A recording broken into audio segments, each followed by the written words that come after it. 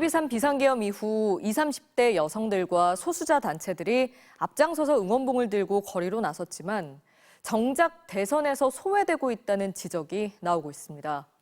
일부 대선 후보들을 중심으로 여성가족부나 차별금지법을 공격하는 발언과 주장도 잇따르고 있는데요.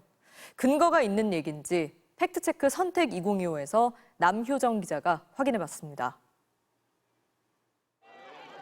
이준석 개혁신당 후보는 이번에도 여성가족부 폐지를 내세우며 여가부가 크게 하는 일 없이 주로 게임 산업을 규제하고 있다고 주장했습니다. 여성가족부가 하는 주 업무들 중에 하나가 무슨 게임 산업을 규제하고 이런 쪽이 지금 주가 되어가고 있는 상황이거든요. 이거야말로 수명이 다한 부처를 그냥 존속시키기 위해 가지고 뭔가 억지로 갖다 붙이고 있는 모양. 하지만 게임 산업의 주무부처는 여가부가 아닌 문화체육관광부로 과거 여가부가 시행했던 청소년 심야게임 접속 제한 정책은 지난 2021년 폐지됐습니다. 이준석 후보는 여가부를 통해 여성단체 카르텔만 이득을 보고 있다고 주장하기도 했습니다. 그 부처의 존속을 인해 가지고 이득을 보는 집단은 여성단체 카르텔밖에 없다. 하지만 여성가족부의 정책 대상은 여성뿐 아니라 아동, 청소년 등으로 여가부는 지난해 딥페이크 성범죄 관련 법률 개정과 돌봄 서비스 체계 개편 등의 성과를 냈습니다.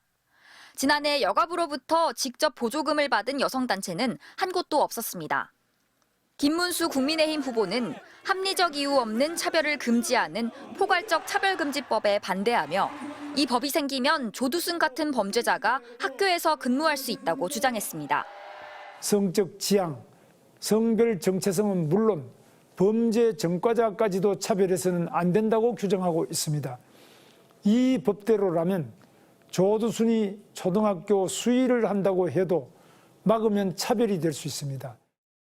하지만 차별금지법은 정당한 이유 없는 차별을 금지하는 것으로 다른 법률에 의해 정당히 규제되거나 차별되는 내용까지 영향을 미치지는 않습니다.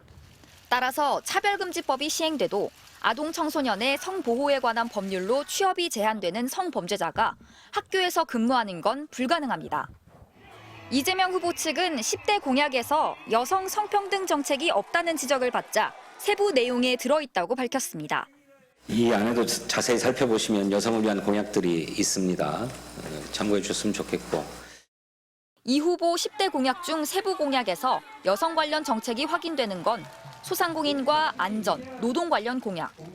하지만 200여 개에 달하는 세부 공약 중 3개에 그쳐 빈약하다는 지적이 이어지자 지난주 SNS를 통해 추가로 성평등 관련 공약들을 발표했습니다.